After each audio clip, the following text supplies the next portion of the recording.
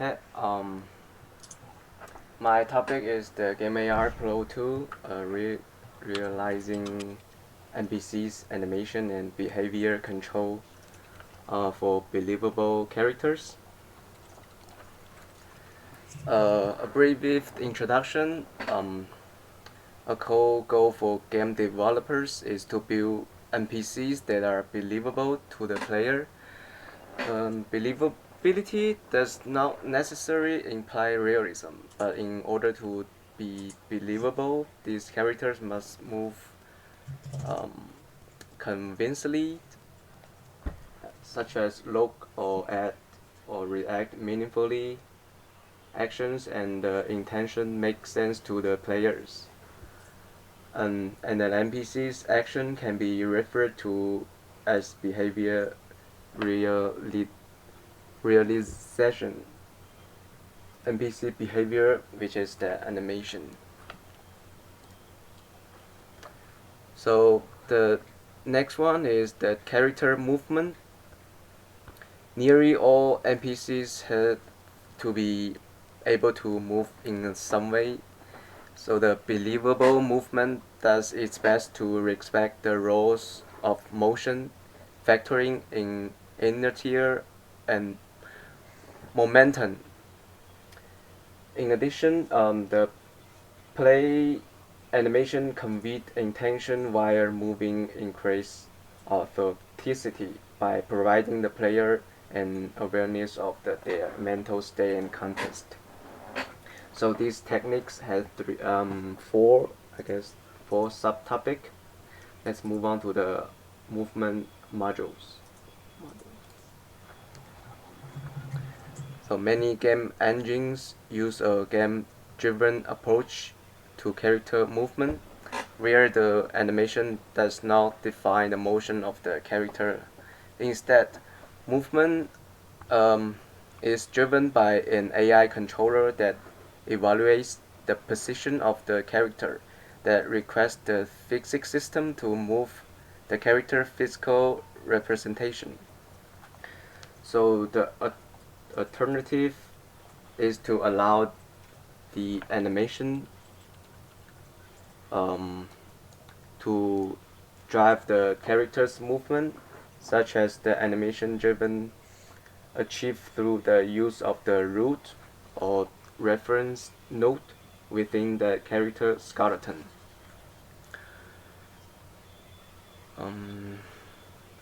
So if the AI controller wishes to move the character forward, a forward movement, a forward moving walk or running animation might be selected by the animation system.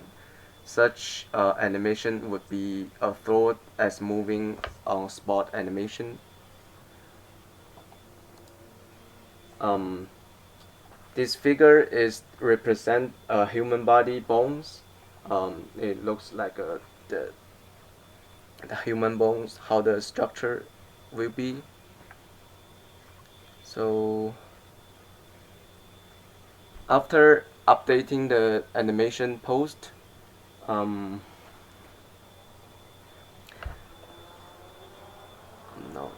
so the figure shows is generally placed on the ground, central directly under the hips, and the character.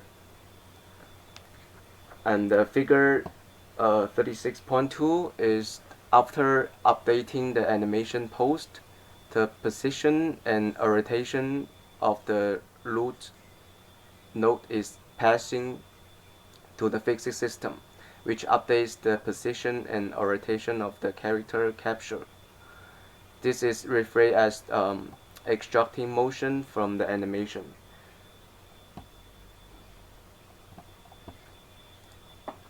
The next subtopic is the decoupling extracted motion. So when we combining the game and animation-driven movement, it is important to ensure that the extracted motion is decoupled from the animation update. What does that mean is instead of directly updating physics, with the animation motion. When the animation pose is updated, we can separate the animation from the motion update. So this is allows to modify the extractive motion in order to better control the character and also increase animation the coverage. And what we want from this is to limit modification and based on the original extractive motion. This can avoid the visual inconsistencies and also provide specific movement characteristics such as the weight or the energy. Also, it allows to stay the true to the intention of the animation and avoid change might be noticed by the player. So the next topic is the motion collection. This can be represented and updated using three components.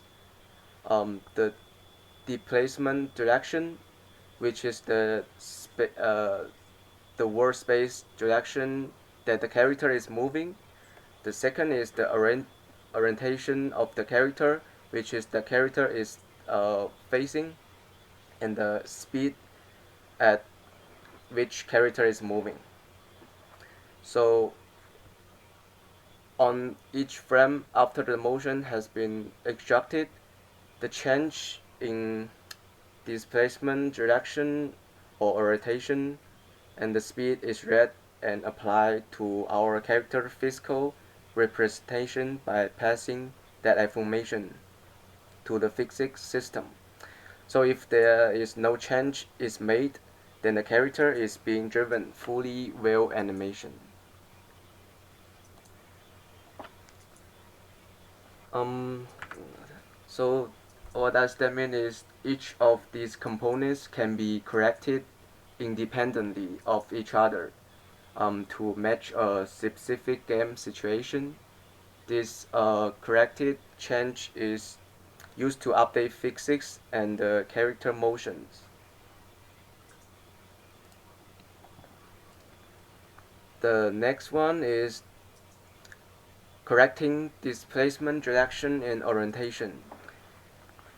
The animations within a movement system can be categorized as either looping, transition, or non-looping animation.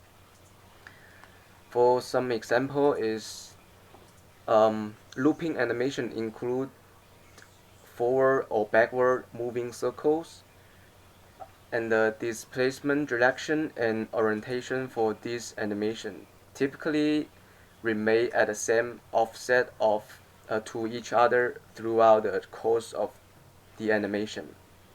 So for example, the displacement direction and orientation is looping backward circle animation point in opposite direction throughout the entire animation. The looping animation is also creating so that the start and the end frames are identical. So we can play them over and over again to make the character move continuously. The next one is the looping animation. So the this looping animation can be corrected to match our target direction. The target direction is set up by the path following or movement controller.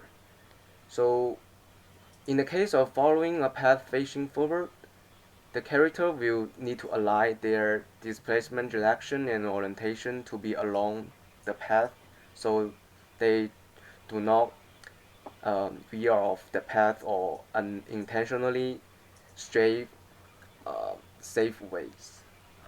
The next is so what that does is how it's shown in this figure. So this is the direction from this. So in this at this point, it will slow the speed, and then at next point we'll slow down the speed, and then keep going and over again. So on the so the speed adjustment will be um, for different circumstances. Also must be modified to account for the radius of the turn. At these figures, it show how the root node motion for cyclical movement animation.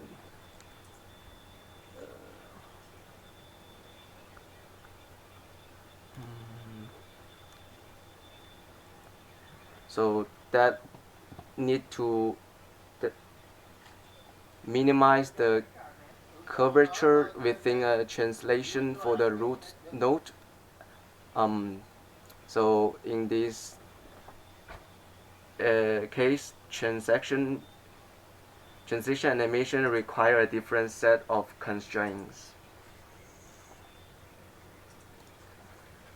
The next is transition and one-off animation,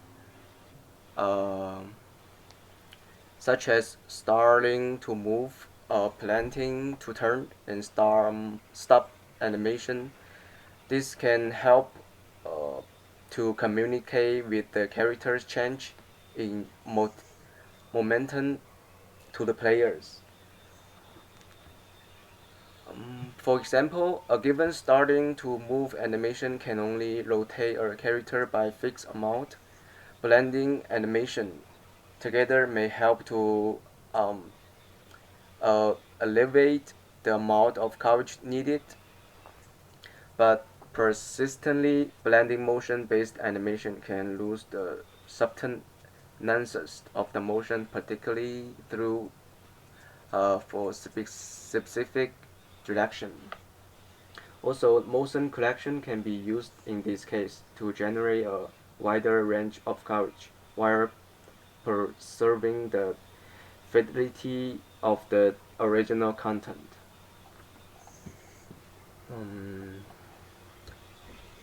How much time do I have? There's only 2 more minutes in class in total. Okay. So I think I still have so many. Stop. Let's just pick the last topic that I have, which is the correcting speed.